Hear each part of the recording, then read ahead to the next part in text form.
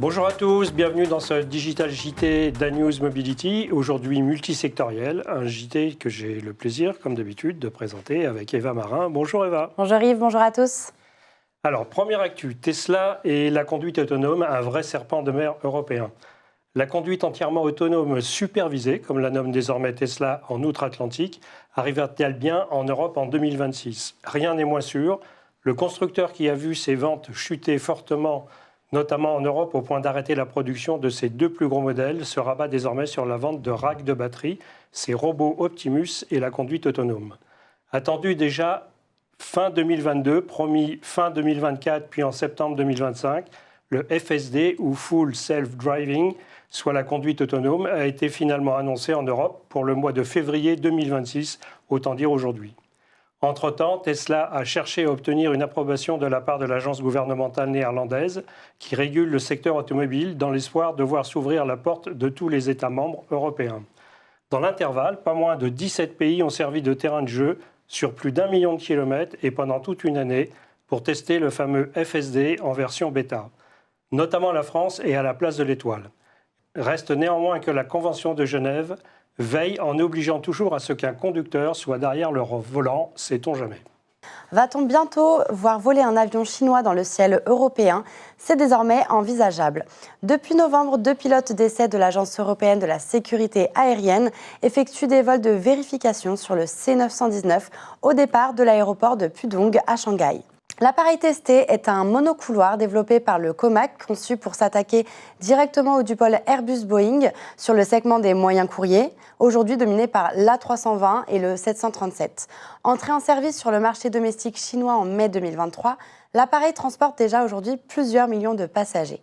Mais sans certification occidentale, impossible pour COMAC de sortir de la Chine et de convaincre les compagnies européennes ou américaines. Et le processus sera long, de 3 à 6 ans minimum. Si l'issue des tests est positive, le C919 viendra bousculer le marché européen et certaines compagnies, comme Ryanair par exemple, ont déjà laissé entendre qu'elles pourraient s'y intéresser si le prix est naturellement attractif.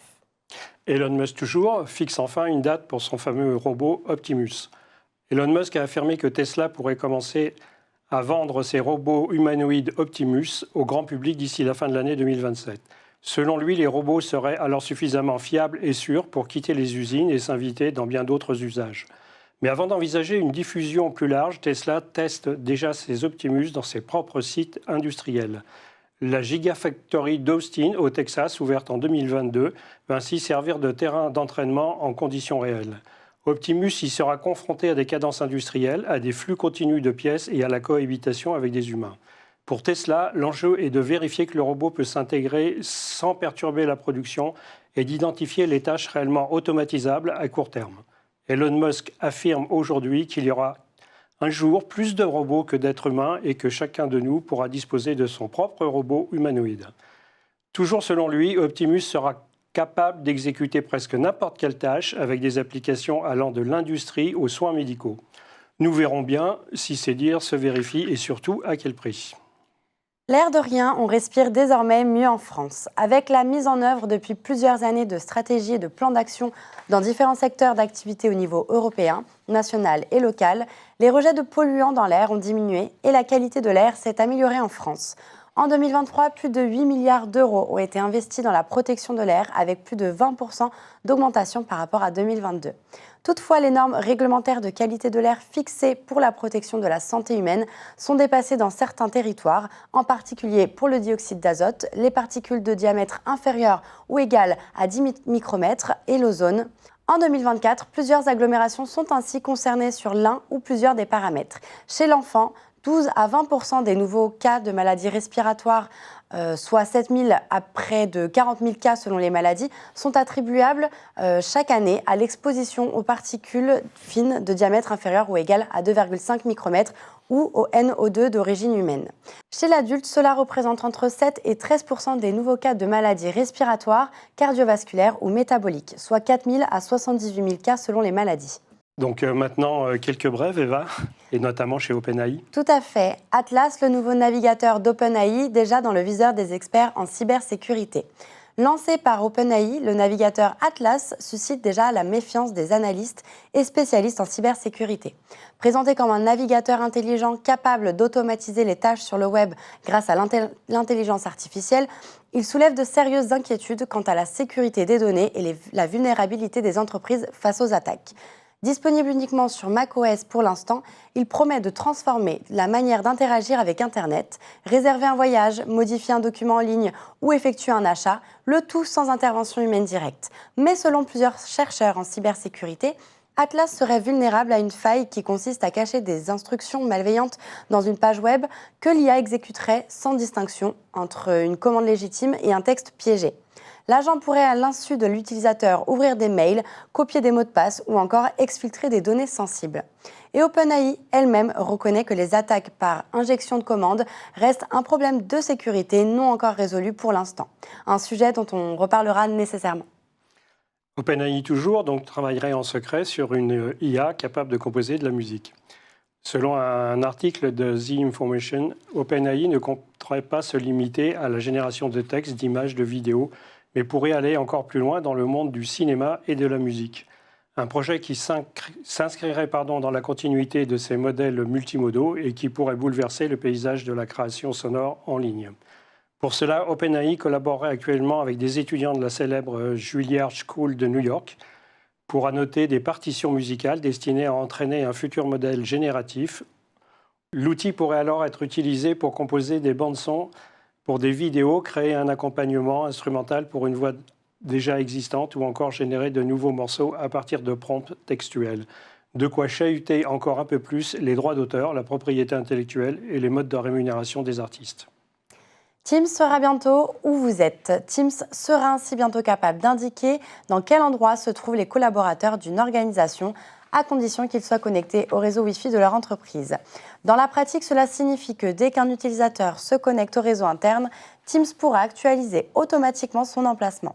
Microsoft précise toutefois que la fonctionnalité se limite pour l'instant à identifier le bâtiment et non l'étage ou la salle précise, mais certains craignent que la géolocalisation puisse être activée à l'échelle de toute l'entreprise sans le consentement individuel des employés. En effet, si les administrateurs réseau ont le pouvoir d'autoriser la fonctionnalité pour tous, cela rendrait visible la position de chacun au sein d'une organisation. Mais à l'heure où le télétravail et la flexibilité des espaces de travail deviennent la règle en entreprise, la possibilité d'être localisé en permanence pourrait être perçue comme une atteinte à la confiance établie entre les salariés et ses dirigeants.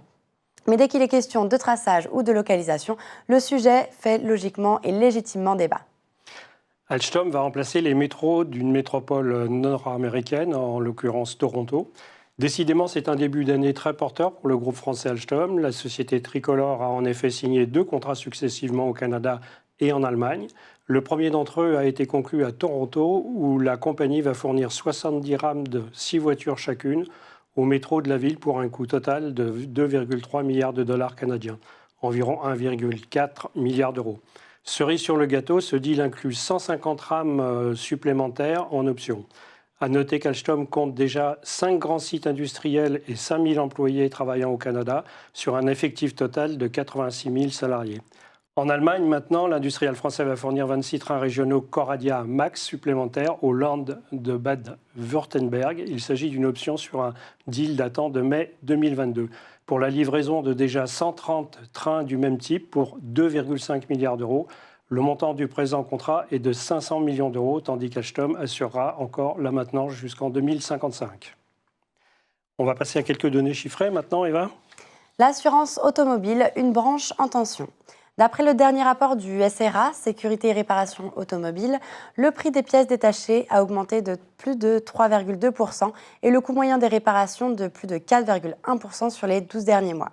Ces chiffres confirment que les tensions persistent, notamment sur les véhicules récents et technologiquement avancés, dans un marché porté par l'électrification progressive des parcs. Le secteur de la réparation automobile reste donc sous tension, avec une hausse continue des coûts pour la 5e année consécutive. Dans ce contexte, les prévisions de hausse de primes d'assurance est confirmée en 2026, accompagnée d'une incitation à relever les niveaux de franchise dommages, voire à mettre en place des dispositifs d'auto-assurance, donc de non-assurance. Le marché automobile 2025 fortement attentiste. Sur l'ensemble de l'année 2025, avec 1,6 million d'unités, le marché français des voitures neuves affiche un recul de 5% par rapport à 2024. C'est un recul de plus d'un quart, moins 26% par rapport au niveau d'avant-crise de 2019. Le marché français des véhicules utilitaires légers neufs, maintenant, moins de 5,1 tonnes, avec 360 505 unités, est en baisse de 6%. Quant au marché des véhicules industriels, donc les VI, il est également en baisse de moins 10% sur l'ensemble de l'année 2025, avec 44 121 immatriculations. La vente de véhicules électriques, maintenant, qui cumule à 327 000 unités 234, progresse, elle, de 12% en 2025. Quant aux hybrides sous toutes ses formes, ils dominent désormais en occupant plus de la moitié du marché français, soit 51%. Et maintenant, Eva, les mêmes chiffres, mais sur le début de l'année 2026.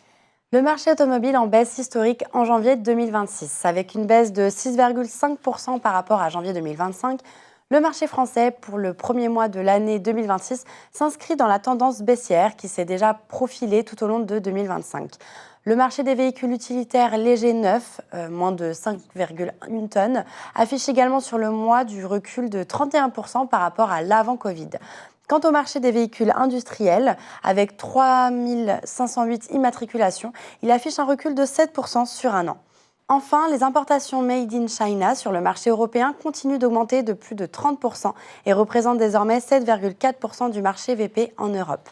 Les volumes de véhicules 100% électriques chutent avec une part de marché en baisse à 17%, tandis que les thermiques hybrides et hybrides rechargeables sont toujours en très forte progression. Les hybrides rechargeables importés représentent ainsi plus de 13% du marché de ces motorisations en Europe. À suivre donc. Nous voici donc au terme de ce nouveau JT. Merci Eva. Merci pour votre fidélité. Si vous souhaitez en savoir plus sur les mobilités, rendez-vous régulièrement sur anewsmobility.fr dans nos différentes rubriques. N'oubliez pas de vous abonner à nos newsletters ainsi qu'à notre présence régulière sur LinkedIn. Les liens pour toutes ces sources d'informations, réseaux sociaux compris, s'affichent en bas de votre écran. Merci encore à toutes et à tous. Un très bon premier trimestre 2026 et à très bientôt pour un tout nouveau Digital JT à newsmobility.fr. Merci, au revoir. À bientôt.